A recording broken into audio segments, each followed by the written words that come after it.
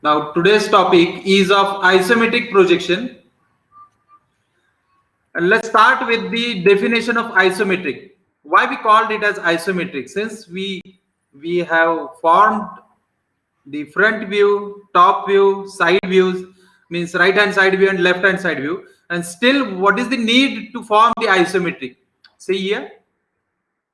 Now if I consider a cube, so in that case, if I want to know this corner, right now the angle between the edges, let's say this as angle alpha, this as angle beta, and this as angle gamma.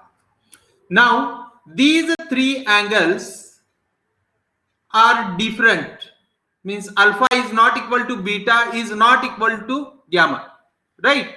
Now in the isometric we need to draw a diagram in such a way that the alpha is equal to beta is equal to gamma is equal to 120 degree. Since a circle having 360 degree, now we are having three components,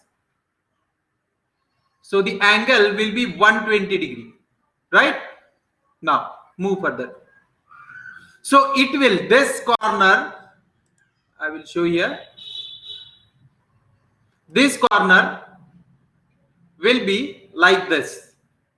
Okay, so this will be the angle alpha, beta and gamma, which is of 120 degree. Now by using these three edges, if I want to form a complete cube, it will be look like this. Okay, now we need to place this component on somewhere, so we called it as ground line, and on the point O it will rest. Now from your end I need to know what will be the angle between this edge and this ground line. Simple mathematics is there. Give me the answer in chat box. What is the angle between this edge and this ground line? Since this angle is of 120, this edge is perpendicular to the ground line, then what will be the angle of this edge to the ground line?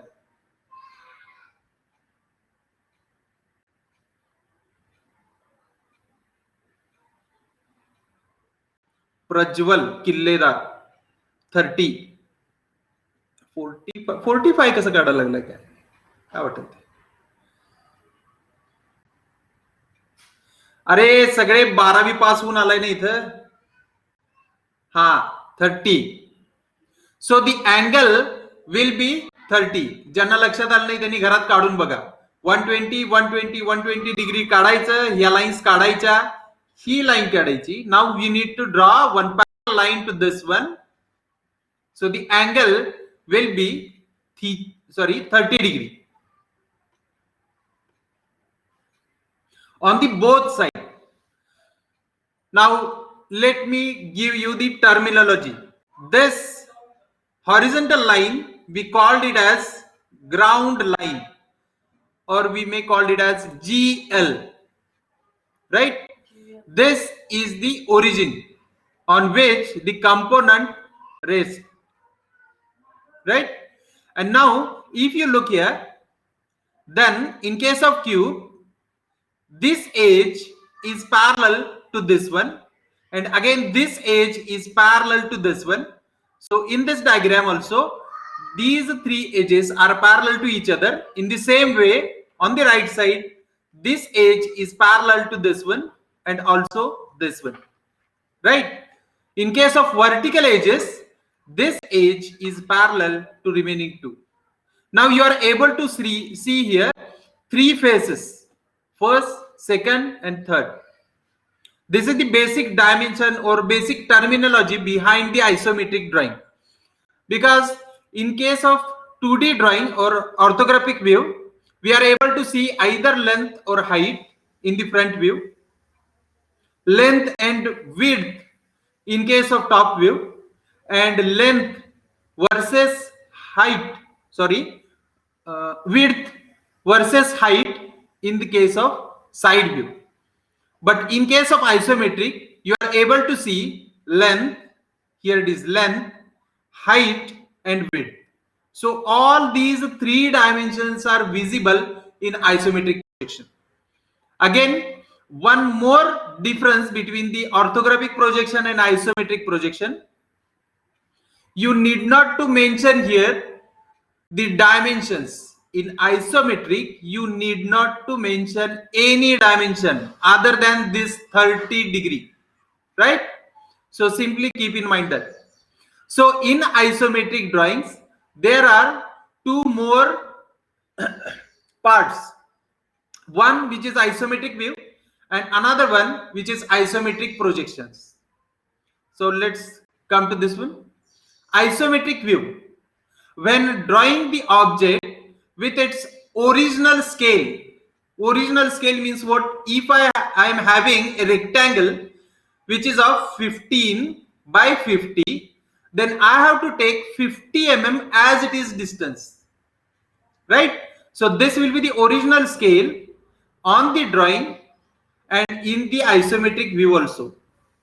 Remember that in isometric view, we have to use original scale as it is. You are not allowed to change the dimensions. But in case of isometric projection, we need to draw the object with isometric scale. Now this is the new terminology for you. So let me explain this one. Isometric scale. See here.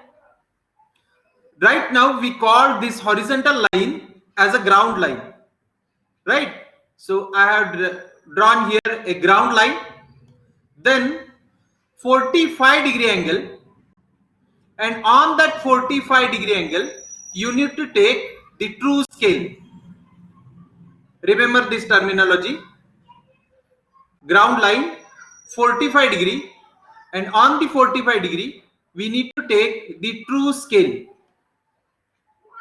And next one, another angle which is of 30 degree, and we called it as isometric scale. Now how to find the dimensions? See here. If I want to take this 50 mm distance, or I want to draw the isometric of this 50 mm length, then in that case on the true scale you have to take 50 mm length, right? After that you have to project this 50 mm dimension in the isometric scale. Remember that we need to project this dimension 50 mm to the isometric scale. So you will get this much is of isometric scale for 50. So every isometric scale is much more less than 50, and it may be around 0.85 times the original scale. Now how to remember this? Because you may get confusion about the isometric view and isometric projection. So in that case, let me give you one trick. Here what we have done, we have projected this point or the scale. We have projected, right? We have projected on the isometric scale, and that's why we called it as isometric projection, right? Directly, if you are taking the original scale, then you need to mark it as or name it as isometric view. And if you are projecting the true scale on the isometric scale and taking this much as a length, this isometric scale as a length, then in that case you will call it as isometric projection. For you, only isometric views are there. There is no isometric projections, but still at the end you need to know the isometric projection, and you should be able to draw isometric projections also. So let's come to one example. Here it is the one simple example. This is the base or strip which is having the dimensions 50 by 90 by 10.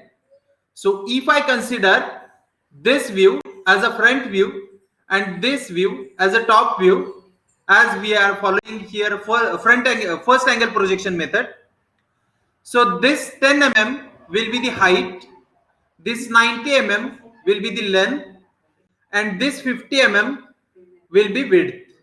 So in that case, see here carefully, remember these steps. These are the basic steps. First, you need to draw one horizontal line. Simultaneously, you have to draw it. Otherwise, it is highly impossible to understand this concept. Draw one horizontal line. On that line, we called it as ground line. So mark it here GL. GL means ground line. Then mark any point which we called it as O. And from that O, mark one perpendicular line. Right? Then, as we know, 30 degree to the right side of O and 30 degree to the left side of O. Now, these are the reference lines. These are the reference lines. Okay. Now, here in the front view and top view also, here O is mentioned. That means this corner will be a resting corner. This corner will be a resting corner.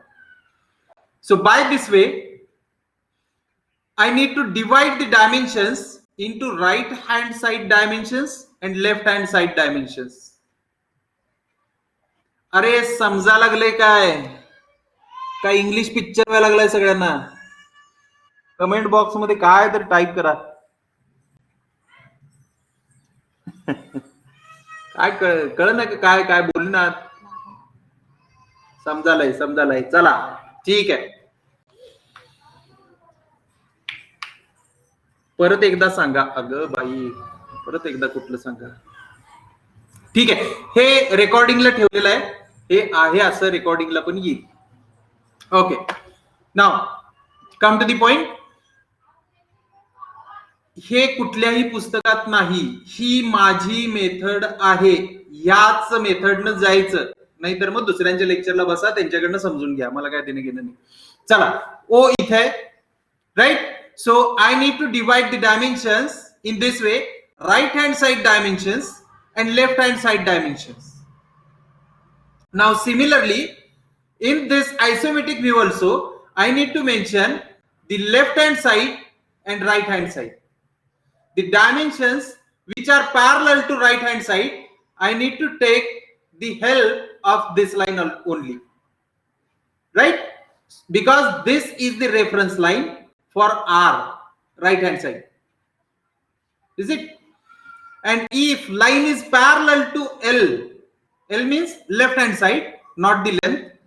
If line is parallel to any left hand side, then we need to take help of this line, this left portion, right? And from the front view, whatever the lines are there, if these lines are perpendicular, means vertical, then I need to show these vertical lines on this vertical line only. Right? So let me complete this one. So to complete this, I will start from O. 10 mm is the height. So I will draw here 10 mm. Now, since on the left hand side, there is a dimension 90 mm. So I will take 90 mm dimensions over here on the left hand side only. And in the right hand side, I have to take 50 mm distance because 50 mm is parallel to the right hand side. Now, once I get the height, I need to copy this height to both the ends, means this one end and another end, right? So 10 mm vertical line to the ground line. Again, I need to draw one vertical line to the ground line, or you can say parallel to this vertical line, and which measures 10 mm. Now simply what we have to do, we need to copy the right hand side dimensions as it is and paste it over here in this way. In the same way, see here, we need to draw all the parallel lines to the left side and all the parallel lines to the right side, right? So it will get completed. आता सांगा, कुणाला समजलेलं नाही का? हे काढायला खूप सोपं आहे. एकदा काढून बघणार आहे का? काढून बघणार असाल तर 1-2 मिनिटं देतो, काढून बघा.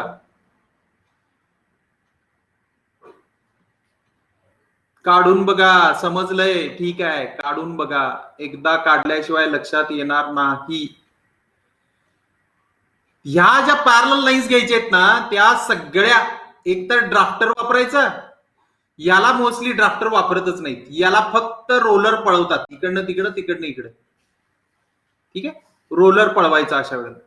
व्हर्टिकल एजेस साठी ड्राफ्टर ठेवून द्यायचा, आणि ज्या या 30 डिग्रीच्या लाईन्स आहेत त्यांना रोलर न पळवायचं. ज्यांना रोलर चालवायला येत नाही त्यांनी मात्र ड्राफ्टरनच काढायचा. चला ठीक आहे, ठीक आहे. जरा आणखी याला टिपिकल करूया. आता यात तुम्हाला एक लक्षात आले की बघा, you need to know the front view and top view and you have to imagine the isometric view first. Before the drawing object, you need to imagine the isometric view. So let me give the another level. I will keep these dimensions as it is, but I will extend the dimensions in this way. Now, are you able to imagine what it is? I kept the plate as it is, and on that plate I kept one block which is of dimensions 30 by 35 by 25 by 15. 15 is the height, right? So how to draw this? See here, 15 mm is the height.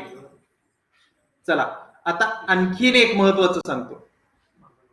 ज्या वेळेला, नीट ऐका, मराठीत सांगतोय, ज्या वेळेला एखादा component काढताय, component, slot नव्हे, component, तर त्या कंपोनंटचे फक्त आणि फक्त 3 एजेस दिसणार आहेत. बरोबर आहे का? बघा इथं इथं पाठीमागे येऊन दाखवतो मी तुम्हाला, वाटलंस ते असं नाही करायचं. हवा पाठीमागे येऊन दाखवतो.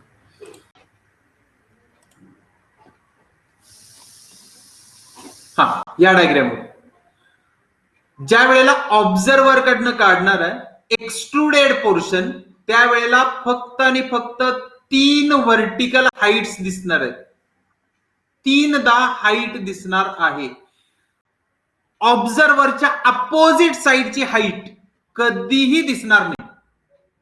ऑब्झर्वरच्या अपोजिट साइडची हाईट कधीही दिसणार नाही. दाखवतो इथं. चला, सो 15 mm हाईट. आता मला इथला पॉइंटच माहित नाही ना कुठं आहे तो, right? So I have drawn over here 15 mm. इथं जसे डायमेन्शन दिलेत तसेच्या तसे इथं देतो dimension. Now remember that 35, this dimension is parallel to R. So I have to take help from the right hand side reference line only. या 30 डिग्रीलाच parallel काढायची. ठीक आहे, चला या 30 डिग्रीला पॅरलल घेतली 35 mm. नाव 25 हे जे डायमेन्शन आहे which is parallel to L, left hand side. तर लेफ्ट हँड साइडला ही आहे रेफरन्स लाईन, तर यालाच पॅरलल काढायचं. ठीक आहे, 25 mm. मग आता हे डायमेन्शन्स घेणार कसे, हे इथं असे दाखवलेत, तुम्ही घेताना असे घ्यायचे. हे 35 आणि इकडे हे 25. म्हणजे आता इथं पॉइंट्स मिळतील तुम्हाला, इथे एक मिळेल आणि इथे एक मिळेल. आणि याच्यातनं आर ला आणि एल ला पॅरलल लाईन्स काढता येतील. आर ला आणि ही एल ला पॅरलल लाईन्स काढल्या. बघा टॉप व्ह्यू असाच होता की नाही. पण हा असा केव्हा दिसणार, ज्या वेळेला फेस वेगळा असेल त्यावेळेला दिसणार. इथं फेस वेगळा नाही झाला. We need to again draw the height. So let me complete. Since I get these 3 corners and I need to draw the extruded portion. Extruded म्हणजे काय, जो वाढलाय, काढलाय नव्हे, वाढलाय. ठीक आहे. तर वाढलेल्या भागासाठी I need to take help of these 3 corners. हे 3च कॉर्नर फक्त दिसणार म्हटलंय तुम्हाला. ठीक आहे. या 3 कॉर्नर मधून जाणारे हाईट फक्त दिसणार आहे. So in this case height 15 mm from all these 3 corners. आता हे 15 mm घेतल्यानंतर if you connect these corner points then you will get parallel lines to the are and parallel line to the L. Now you need to complete. Measure this dimension as it is, or 35 mm. We know that. So take here 35 mm as it is, which is parallel to R, and simply connect the last one. झालंय का बघा. इथं संपला का view, का काय राहिलंय याच्यात, इथपर्यंत संपलंय का काय राहिलंय. दिसताना व्यवस्थित दिसतंय का, हे संपलाय असं वाटतंय का काय राहिलंय. 15ची लाईन राहिली नाही, ती अपोजिट साईडला गेली ना रजा, सम्मेद अपोजिट साईडला गेली. राईट. बघा आता हे आपल्याला झालंय असं वाटतंय, पण right Aditya, hidden part dotted line येत नाही त्याच्यात. बघा काय करायचंय, तुम्ही हे काढून झालं की जो पार्ट समोरनं बघितल्यानंतर दिसणार नाही, जो की तुम्ही डॉटेड काढताय, तो इथं फोडून टाकायचा. ह्या 2 लाईन्स समोरनं बघताना दिसणारच नाही, बॅक साईडला गेल्या ना त्या. ठीक आहे. तर याला तेवढं रिमूव्ह करायचं, काढून टाकायचं इथल्या. आता हा कंप्लीट झाला. डायमेन्शन्स कुठेही द्यायचे नाहीये, तुमच्या माहितीसाठी फक्त इथं डायमेन्शन्स दिलेले, डायमेन्शन द्यायचे नाहीत. बघा लक्षात आलंय का. ठीक आहे. चला अजून थोडं जरा नेक्स्ट लेवलला निवूया diagram. Next level. See now are you able to imagine the isometric view. पहिल्यांदा इमॅजिन करता आला पाहिजे. इमॅजिन नाही करता आला तर यात एक रेग पण मारता येणार नाही ग्राउंड लाईन सोडून. इमॅजिन करता आला पाहिजे की हे नेमकं काय आहे. मागचं तर आहे असंच ठेवलंय, बरोबर. असाच एक ब्लॉक फक्त वेगळ्या डायमेन्शनचा इथं आणून ठेवला मी इथं. राईट. अँड सिन्स आता बघा इथं हा असाच एक ब्लॉक फक्त वेगळ्या डायमेन्शनचा या कोपऱ्यावर जर ठेवला तर हे दोन्ही फेसेस एकत्र होतील. राईट. म्हणून ही लाईन मधली गेली, ही लाईन गेली इथून. मगाशी असं होतं. राईट. इथून लाईन गायब होती बघा. कारण की त्या केसमध्ये फ्रंट व्ह्यू, इकडनं फ्रंट व्ह्यू आहे, तर इथं हे एकत्रित दिसणार आहे वरती. चला ड्रॉ करतो मग लक्षात येईल. चला हे तुम्हाला समजलंय व्यवस्थित असं मी समजतो आणि डायरेक्ट काढायला घेतो. 10 mm हाईट घ्यायची आहे मला. या कॉर्नर पासून डायरेक्ट 10 mm घेतलं तरी पण चालून जाईल, पण मगाशी आपण डायमेन्शन मार्क केले तसे डायमेन्शन मार्क करू. 25 mm, 10 mm. आणि आता थोड्या नेक्स्ट लेवलला गेलं ना तुम्ही, मगाशी ह्या लाईन्स काढलेल्या होत्या त्या तुम्हाला खोडायला लागल्या. आता मला माहिती याच्या पलीकडे काय काढायचं नाहीये. Right. 3 vertical height only I have to draw. So this one is the first, second and third, which is of 10 mm. मगाशी 15 होतं, आता 10 आहे. 10 mm च्या हाईट घेतली. Yes please. कुणाला काय अडचण आहे का? काय नाही. चल. Now simply you need to connect these corners, right? And copy these dimensions as it is on the next point. झाले का इथं कंप्लीट का काय राहिलंय? इथं कंप्लीट झालंय का राहिलं? काय राहिलं बघा. आता याच्या फ्रंट व्ह्यू मध्ये, फ्रंट व्ह्यू इकडनं बघणार आहे. हा फेस आणि हा फेस जर एकाच प्लेन मध्ये आलाय, बरोबर आहे, एकावर एक ठेवलं ना, त्यामुळे ही एज दिसणार नाही. आता एज नाही दिसणार, ही एज आपल्याला घालवायला पाहिजे. हा, आता हे व्यवस्थित आहे. हा आयसोमेट्रिक व्ह्यू आहे.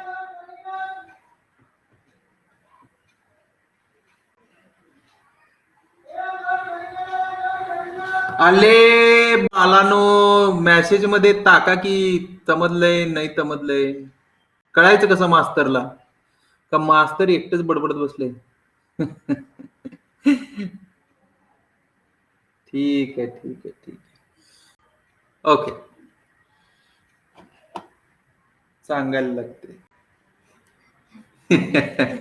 ठीक आहे. ते थांबल्यावर त्यांना वाटायला लागले मास्तर कुठे गेले निघून. बर, चला चला चला, जरा तेवढंच हसी मजाक. आणखी ह्याला आणखी थोडस नेक्स्ट लेवलला नेऊ. Next level. चला, लेवल 1 झाली, लेवल 2, लेवल 3.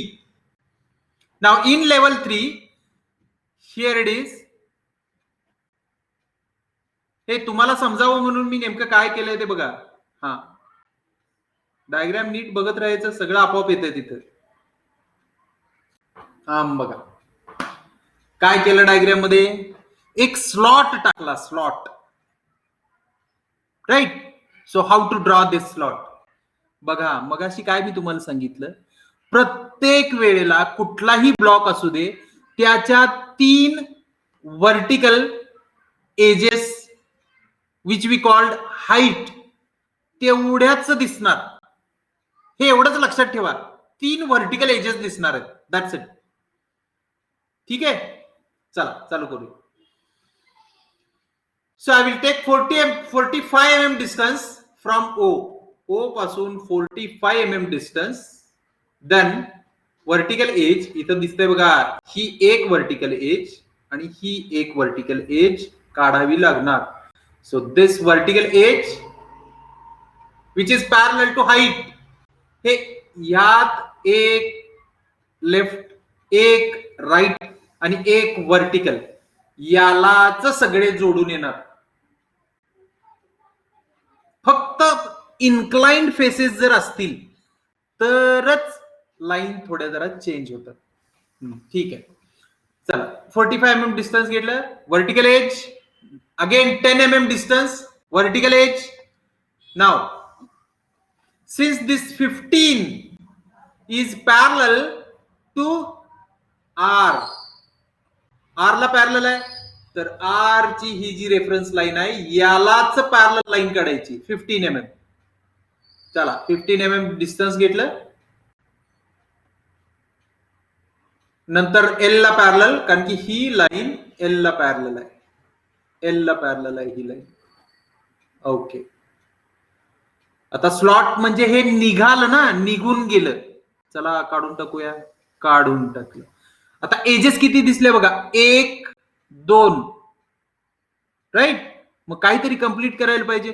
इथून हे कापल्यामुळे की नाही, इथून आत गेलेली एज एक दिसणार आहे खाली, which is parallel to R अशी, आणि एक व्हर्टिकल एज इथून दिसणार.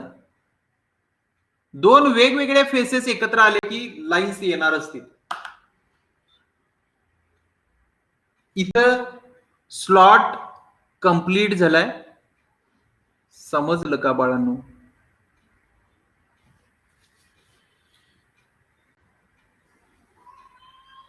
तुम्ही काढायला लागलाय काय, का नुसतं प्रवचन ऐकायला लागलाय?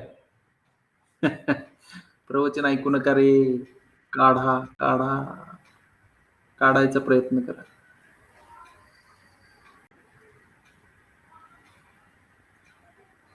चला, लेवल 0 झाली, 2 झाली, 3 झाली. लास्टची लाईन कंप्लीट कशी करायची? लास्टची म्हणजे ही काढली. राईट, इथपर्यंत तरी काय अडचण नसेलच. आता इथपर्यंत झाल्यानंतर हे मोकळंच पडलं ना. राईट, एखादा सॉलिड आहे, भाग कापला तर इथनं एक जाणारी आत लाईन पण दिसणार आहे. ही लाईन आर ला पॅरलल, आर ला ही एक काढली. आता हा फेस आर ला पॅरलल आहे आणि इकडचा हा फेस एल ला पॅरलल आहे. मग म्हणजे इथं जसं एल ला पॅरलल असलेला हा फेस, आर ला पॅरलल असलेला हा फेस, म्हणजे मध्ये हाईट आली, ती हाईट इथं काढायची. चला बघा, कुठलाही सॉलिड कंपोनंट काढत असताना ऑब्झर्व्हरच्या जवळची हाईट कंपल्सरी काढायची. कुठली दिसणार नाहीये, ऑब्झर्व्हरच्या बरोबर अपोजिटला असणारी हाईट दिसणार नाही. But in case of slot, ऑब्झर्व्हरच्या अपोजिट असणारी एज ही आहे हाईट, ऑब्झर्व्हरच्या अपोजिट, ही कसल्याही परिस्थितीत दिसायलाच पाहिजे. या स्लॉट मध्ये फक्त घ्यायचे ना, एक लाईन घ्यायची उभी.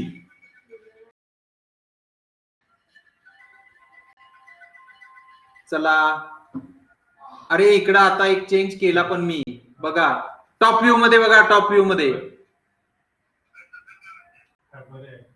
झालं. आता काय काढणार सांगा.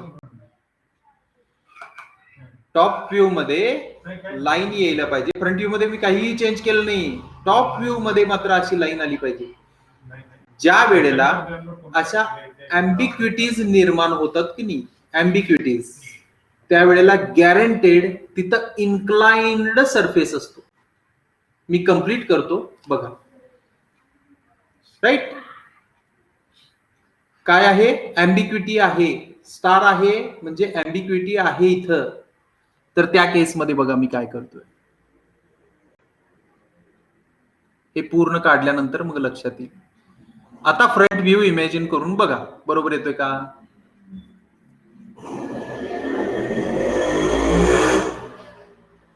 आता फ्रंट व्ह्यू इमॅजिन केला तर वरती हा एक ब्लॉक दिसणार आहे. हा जरी फ्लॅट असेल तरी सुद्धा वरती दिसणार आहे. समोरनं बघताना हा एक फेस दिसणार आहे आणि हा सुद्धा दिसणार आहे.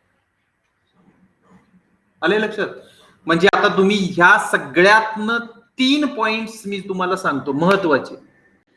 ज्या वेळेला एखादा एक्सट्रुडेड पोर्शन काढताय, एक्सट्रुडेड म्हणजे बाहेर आलेला, बेस पासून बाहेर आलेला, त्यावेळेला 3 व्हर्टिकल एजेस, और you may called it as height, ह्या 3 हाईट दिसणारच. आणि ज्या वेळेला एखादा स्लॉट जनरेट करताय, सॉरी हे पूर्ण करतो, 3 व्हर्टिकल एजेस दिसणार आणि ऑब्झर्व्हरच्या, म्हणजे तुम्ही जिथं बसलाय ना तो ऑब्झर्व्हर आहे, त्याच्या अपोजिट साइडला असणारी हाईट दिसणार नाही. अपोजिट साइडला असणारी हाईट दिसणार नाही. तसंच इथं पण आहे. ज्या वेळेला स्लॉट, एखादा स्लॉट फॉर्म करताय, त्यावेळेला ऑब्झर्व्हरच्या अपोजिट असणारी साइड दिसणार, दुसरी कुठली तरी दिसणार नाही, पण ऑब्झर्व्हरच्या अपोजिट असणारी साइड दिसणार, गॅरंटेड दिसणार. तिसरं, ज्या वेळेला फ्रंट व्ह्यू आणि टॉप व्ह्यू मध्ये काहीतरी गल्लत आहे असं दिसतंय, क्लिअर होत नाही, अशा वेळेला गॅरंटेड तिथं इन्क्लाइन्ड पोर्शन असतो. इन्क्लाइनला काय करायचंय? सिम्पली कॉर्नर कनेक्ट करायचंय. हा कॉर्नर याला कनेक्ट केला आणि इथं कनेक्ट करत असताना या लाईनलाच पॅरलल लाईन करायची इथं.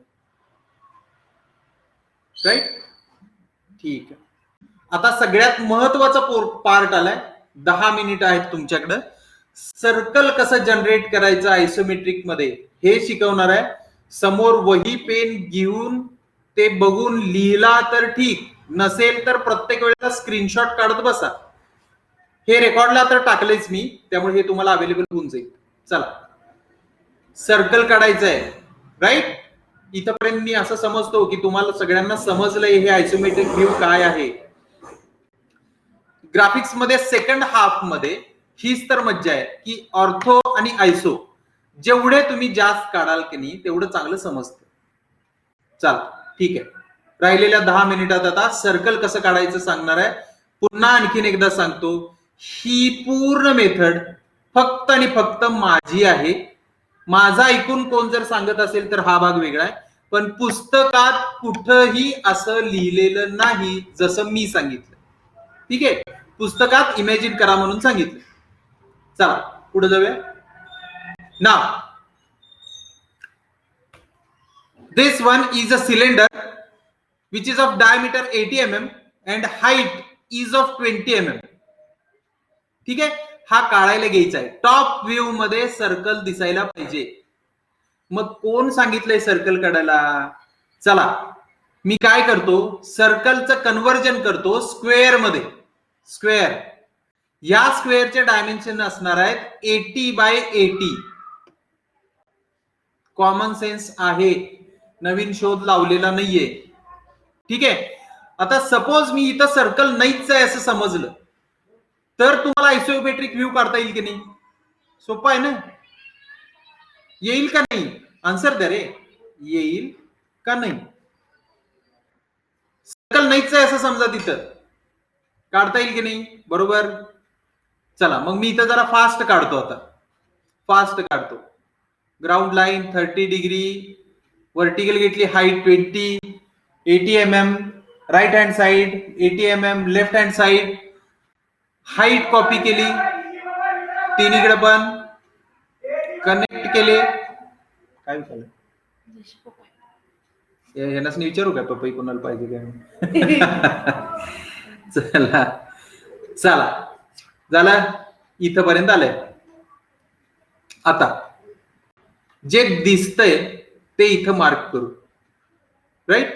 आता इथून पुढं मराठीत सांगणार आहे तुम्हाला, कारण की ते समजलं पाहिजे व्यवस्थित.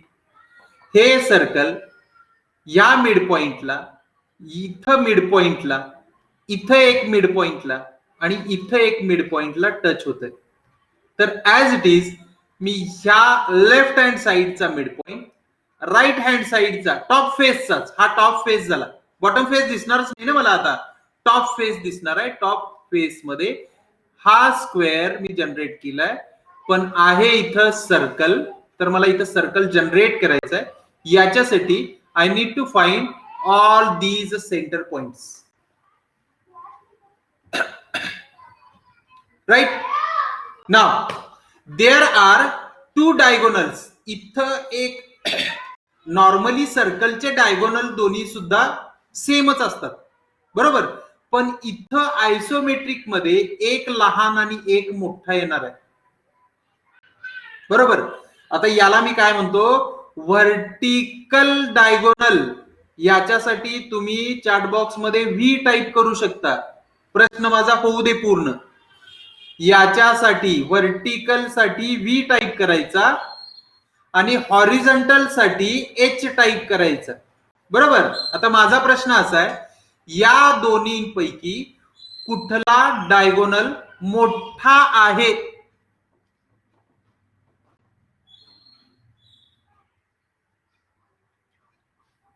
व्हर्टिकल डायगोनल मोठा आहे का हॉरिझॉन्टल डायगोनल मोठा आहे? बरोबर, हॉरिझॉन्टल. सगळेच जागे यायचं की रे. गुड. चला चला चला चला, हा मी सांगतो त्या स्टेप लक्षात ठेवायचं. झोपेतनं उठवून जरी हे सर्कल काढायला लावलं तरी येणार. दोन्ही सेम नाही रे बाळ अश्विनी, दोन्ही सेम कसे असतील? समोर डायग्राम आहे, स्क्रीनशॉट काढ, पट्टी घे आणि मोज वाटल्यास. ठीक आहे, चला लक्ष द्या. लॉंगेस्ट डायगोनल जो आहे तो कनेक्ट करायचा. लॉंगेस्ट डायगोनल जो आहे तो कनेक्ट करायचा. तुम्हाला काही लक्षात आलं नाही तर मेजर करा बाळांनो. अश्विनीला जसं वाटतंय की हे दोन्ही पण सेमच आहेत, ठीक आहे, मेजर करायचे. जो लॉंगेस्ट डायगोनल आहे तो कनेक्ट करायचा. First longest diagonal, connect longest diagonal. लिहून ठेवा, नंतर लक्षात येणार नाही. Connect longest diagonal. आता याचे 2 स्लाइस पडले. ठीक आहे, इकडं हा एक त्रिकोण झाला आणि सिमिलरली या बाजूला त्रिकोण झाला. राईट. आता बघा नीट काय सांगतो. एका त्रिकोणातून दुसऱ्या त्रिकोणात मला रेगा घ्यायचे. एका त्रिकोणातून दुसऱ्या त्रिकोणात रेगा घ्यायच्या. कशा बघा. I will take here this corner and this mid point. ठीक आहे, माझ्याकडे पॉइंट्सच किती होते ना. इथून पलीकडे मला रेग मारायचे, तर इथं टॉप ट्रायंगल मध्ये 3 पॉइंट्स आहेत. मिड पॉइंट, एंड पॉइंट आणि mid point. Right. Mid point तर मिड पॉइंटला कनेक्ट करण्यात काही अर्थ नाही, कॉमन सेन्स आहे. ठीक आहे, तर मी काय केलं बघा. अपोजिट 2 ट्रायंगल चालू झालेत माझे. 2 ट्रायंगल मध्ये एका ट्रायंगलच्या कॉर्नर पासून दुसऱ्या ट्रायंगलच्या सेंटर पॉइंट पर्यंत, दुसऱ्या ट्रायंगल मधल्या बाजूच्या सेंटर पॉइंट पर्यंत एक लाईन कन्स्ट्रक्ट करायची. राईट. इकडे पण एक तयार होऊन जाईल. आता हे दोन्ही पण सेम आहेत, हे दोन्ही पण सेम आहेत. मग आता काय करायचं. बाय टेकिंग दिस पॉइंट, याला रेडियस 1 म्हणू आपण. रेडियस 1 R1 सगळ्यात मोठी. बघा पुन्हा आणखीन एकदा 2 त्रिकोणाचे भाग झाले. राईट. एका त्रिकोणाचा कॉर्नर, दुसऱ्या त्रिकोणाचा मिड पॉइंट, दुसऱ्या त्रिकोणातल्या बाजूचा मिड पॉइंट कनेक्ट केला. त्याला म्हटलं मी R1. Now by taking this corner as a radius, sorry centre, and R1 as a radius, mark an arc from midpoint to midpoint. बघा एकदा, हा घेतला सेंटर आणि R1 घेतली रेडियस. आले का लक्षात. हा सेंटर घेतला आणि R1 एवढे रेडियस घेतलं. Same procedure. आता इथून लाईन काढत बसायची गरज नाही. R1 तुम्हाला मिळालंय. R1 ऍज इट इज घ्यायचं, त्रिकोणाच्या दुसऱ्या टोकावर जायचं. हे डायगोनल काढलाय. राईट. 2 त्रिकोण भाग पडलेत. दुसऱ्या एंडला जायचं, दुसऱ्या एंडला. ठीक आहे. आणि R1 एवढंच डिस्टन्स घ्यायचं. इथं ठेवला की इथं एक आर्क येईल.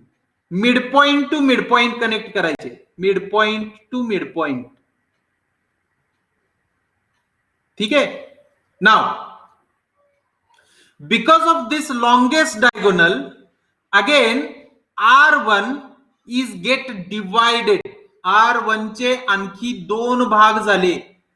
ह्या 2 मधला छोटावाला भाग घ्यायचा. दाखवतो मी इथं. छोटावाला भाग घ्यायचा. हा झाला छोटावाला भाग. ठीक आहे.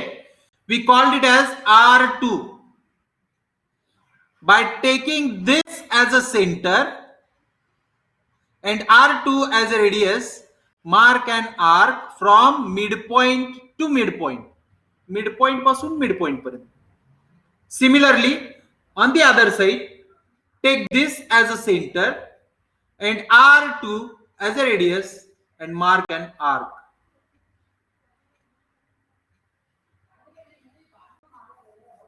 झालं का बघा सर्कल पूर्ण. सर्कल पूर्ण झालंय.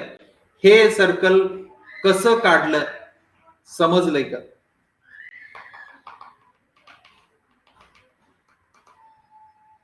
लिहून ठेवा बाळांनो, लिहून ठेवा. नाहीतर काय तरी काढायला सांगितलं होतं, कुठनं तरी कुठल्या तरी रेगा ओढायला सांगितलेलं होतं म्हणून परत परत ते जोडत बसणार. प्रज्वल. ठीक आहे. तुम्हा सगळ्यांच्यासाठीच पुन्हा आणखीन एकदा सांगतो. सर्कल कुठलंही असू दे, सर्कल कन्वर्ट करायचं स्क्वेअर मध्ये. आहे असं स्क्वेअर आयसोमेट्रिक व्ह्यू मध्ये जनरेट करायचं. लॉंगेस्ट डायगोनल कनेक्ट करायचं, लॉंगेस्ट डायगोनल. ठीक आहे. प्रत्येक बाजूचा मिड पॉइंट फाइंड आउट करायचं. आता दोन त्रिकोण भाग झाले. एका त्रिकोणाचा कॉर्नर, कॉर्नर म्हणजे मी काय म्हणतोय, हा डायगोनल तर गेलाच ना, म्हणजे हे दोन कॉर्नर तरी एकत्रित आले. या दोन्ही ट्रायंगल साठी हा सुद्धा कॉर्नरच आहे, पण दोघांचा एकत्रित असलेला कॉर्नर आहे. हा पण एकत्रित असलेला कॉर्नर आहे. सेपरेट असलेला कॉर्नर हाच एकटा आहे. Right. So take this corner and from the another triangle, त्याच्या समोरचा जो ट्रायंगल आहे त्याच्यातल्या एजचा center point simply connected and name it as R1 and immediately draw one arc from midpoint to midpoint by taking this point as a center. हा centre घ्यायचा, R1 radius घ्यायची आणि आर्क मार्क करायचं. Similarly आता परत काय इतर रेगा काढत बसायचं नाही. राईट. हे जे घेतलंय एकदा डिस्टन्स तेच घ्यायचं, फक्त कंपास इथनं उचलायचं आणि इथं ठेवून द्यायचं. राईट. इकडे एक आर्क येऊन जाईल. नाव because of this longest diagonal your R1 is get divided in two parts. यातला छोटा असलेला पार्ट घ्यायचा, छोटा पार्ट.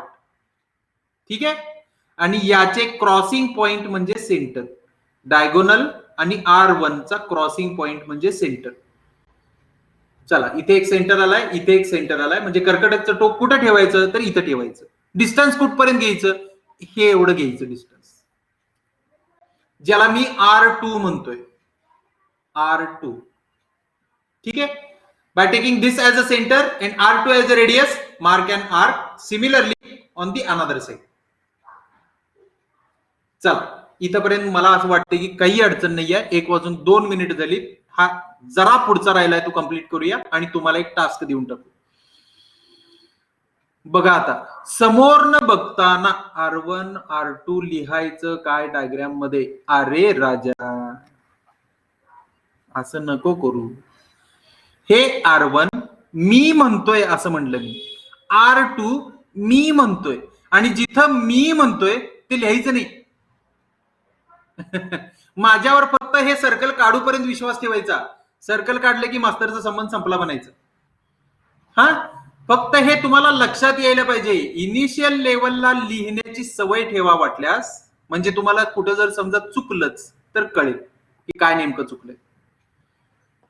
चला, आता बघा, आता मला काय म्हणायचंय, माझे 1 2 3 4 मी 4 सेंटर पॉइंट घेतले. बघा, हा सेंटर, हे जे आता सांगतोय ते नीट लक्ष देऊ नका. हा, मला काय करायचं आहे, हेच सर्कल पुन्हा आणखी एकदा खाली काढायचं आहे. खाली म्हणजे केवढ्या खाली काढायचं आहे, 20 mm खाली काढायचं आहे. त्याच्यासाठी परत खाली चौकोन तयार करतात मुलं, आपण करायचं नाही. स्मार्ट वर्क करायचं. इंजिनिअरिंगला घेतलं कशाला ऍडमिशन, मग ITI ला घेतलं असतं ना डॉंकी वर्क करायचं तर. चला, स्मार्ट वर्क करायचं. इथं 20 mm डिस्टन्स आहे, हाईट. मी काय करतो, हे सगळे जे पॉइंट्स आहेत, कारण की इथं तर मला कर्कटक ठेवायचं होतं, या एका पॉइंटवर, या एका पॉइंटवर, म्हणजे आता मी 4 ठिकाणी सर्कल काढण्यासाठी कर्कटकचं टोक ठेवलेलं होतं. तेच चारीच्या चारी टोक, चारीचे चारी पॉइंट मी 20 mm खाली घेतो. 20 mm खाली. पण खाली घेतलं म्हणून रेडियस बदलायची नाही. Take R1 as a radius and from this point, नवीन येतोय बघा आता, हा, from this point mark and arc. Arc कुठून कुठपर्यंत, mid point to mid point. Right. चला, पुन्हा इथं हे एक सेंटर घेऊन हा हिरवावाला आर्क मार्क केला होता. हा सेंटर घेऊन हिरवावाला आर्क मार्क केला होता आणि त्याच्यासाठी R2 ही रेडियस ठेवली होती. चला, ते पण घेऊया. हे काय केलं ते नंतर सांगतो. 20 mm खाली घेतला पॉइंट. आता तो झाला सेंटर. डिस्टन्स घेताना R2 एवढं घ्यायचं आणि इथून कंटिन्यू करायचं. तसंच या साईडला पण ही घेतली हाईट, हा पॉइंट आला नवीन, म्हणजे इथं खाली जनरेट करत बसायचं नाही, फक्त हाईट घ्यायची. किती MM खाली आणायचा आहे तेवढ्या हाईट फक्त खाली ट्रान्सफर करायच्या, डिस्टन्सेस वरचेच घ्यायचे आणि खाली टाकून द्यायचे. आता हे व्हर्टिकल दोन एजेस म्हणजे काय आहेत बघा. या एच ला, एच म्हणजे कुठला आपला ही व्हर्टिकल लाईन, राईट. या व्हर्टिकल लाईनला, सॉरी, ही व्हर्टिकल लाईन कॉपी करायची आणि इथं घ्यायची. कशी घ्यायची? This line should be tangent to this circle. या सर्कलला, या अप्पर सर्कलला टँजंट आली पाहिजे, टँजंट, राईट. मग इथं तुम्ही जर सर्कल हे जर असं मार्क केलं तर हे असं जाऊन आत जाणार, हे आत जाणार असं पुन्हा, राईट. तर इथून टँजंट ड्रॉ करायचा फेंट, आणि हा जो हिरवा कर्व काढायचा आहे तो कुठपर्यंत काढायचा? त्या टँजंटला टच झाला की सोडून द्यायचं, पूर्ण काढत बसायचं नाही गोल. टँजंटला टच झाला हिरवावाला की तिथंच थांबायचं. ठीक आहे. हे सगळं झालं कन्स्ट्रक्शन. हे सगळं फेंट पाहिजे मला, म्हणजे तुमची डायग्राम अशी येईल.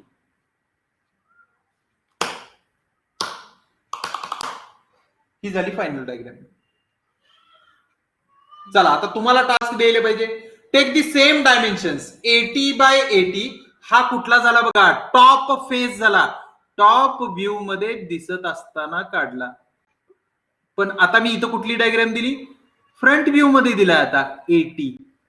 म्हणजे हे सर्कल कसं येणार आहे? उभं उभं येणार. उभं येणार म्हणजे कसं येणार बघा, असं येणार. याच्या आत सर्कल ड्रॉ करायचं. हे डिस्टन्स दिलंय तुम्हाला 80 बाय 80, राईट. आणि दुसरं एक सर्कल या बाजूला एक ड्रॉ करायचं. मी फास्ट रन मध्ये घेतो. या बाजूला एक ड्रॉ करायचं. आता जे आपण काढलंय ते इथं वरती काढलं होतं टॉप फेसला. आता राईट हँड फेसला एकदा काढायचं आणि लेफ्ट हँड फेसला एकदा काढायचं. हा झाला तुमच्यासाठीचा स्क्वेअर. होय होय होय, स्क्वेअर आपण इमॅजिन केला की तो स्क्वेअर मध्ये आहे म्हणून. तुम्हाला इथं या डायग्राम मध्ये पण दिसतंय का बघा? जे काळं मी काढलंय ते अपेक्षित आहे. ठीक आहे. हे निळसर जे आहे ते अपेक्षित नाहीये. For our sake of convenience only we have drawn this diagram. आपल्याला समजण्यासाठी काढलेला आहे. तर तुम्ही काय करा, 80 बाय 80. आता 80 mm तुमच्या वहीत जर बसत नसेल तर 50 mm घ्या, 60 mm घ्या. लेंथ, हाईट, विड्थ 60 mm घ्यायचं आणि एक क्यूब जनरेट करायचा विथ आयसोमेट्रिक क्यूब जनरेट करायचा. आणि आयसोमेट्रिक क्यूब जनरेट केल्यानंतर त्याच्यात 3 फेसेस मिळतील. एक टॉप फेस, एक राईट हँड फेस आणि एक लेफ्ट हँड फेस. ह्या तिन्ही पण फेसवर सर्कल ड्रॉ करायचं. वरती एक, इथे एक आणि इथे. आणि हे सर्कल ड्रॉ करून याच्या खाली ग्राउंड लाईन लिहिलंय की नाही, ग्राउंड लाईन इथं GL लिहिलंय, इथं तुमचं नाव लिहायचं आणि मला पर्सनली व्हॉट्सअप करायचा. पुन्हा आणखीन एकदा सांगतो, 60 mm किंवा 80 mm लेंथ घ्या, विड्थ घ्या आणि हाईट घ्या. क्यूब जनरेट करा. वरती top face, right hand face आणि लेफ्ट हँड फेस मला सगळ्यांनी पर्सनली व्हॉट्सअपला मेसेज करायचं. चालेल? Okay, thank you, thank you very much.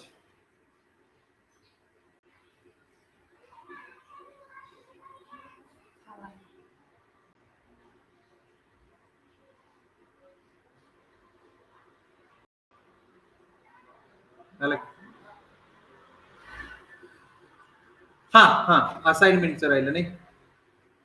थांब थांब थांब.